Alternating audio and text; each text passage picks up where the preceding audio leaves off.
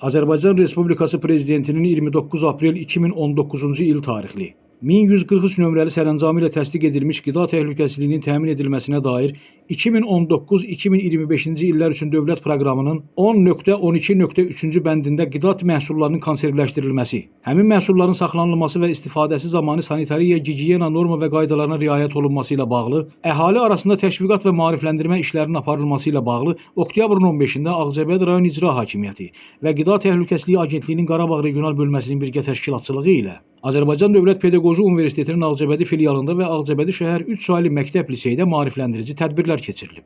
Konstitusiya və suverenlik ili çərçivəsində keçirilən tədbirin əsas məqsədi əhali arasında qida təhlükəsizliyi mədəniyyətinin formalaşdırılması, ev şəraitində konservləşdirilmə zamanı yol verilən səhvlər və onların fəsadları, həmçinin qida məhsullarının düzgün saxlanılması və istifadəsi ilə bağlı vacib məlumatların geniş ictimaiyyətə çatdırılması olub. Diskussiya formatında keçirilən görüşlərdə mütəxəssislər tərəfindən iştirakçılara gigiyena normaları, qida zəhərlənmələrinin qarşısının alınması yolları, konservləşdirilmiş məhsullarda rast gəlinə biləcək təhlükələr və onların qarşısının alınması üsulları barədə geniş məlumatlar verilib.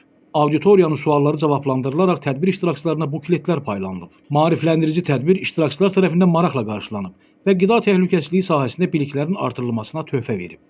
Gündüz Sevindik Kənan İsayev, Aran Ağcabədi İnternet televiziyası üçün.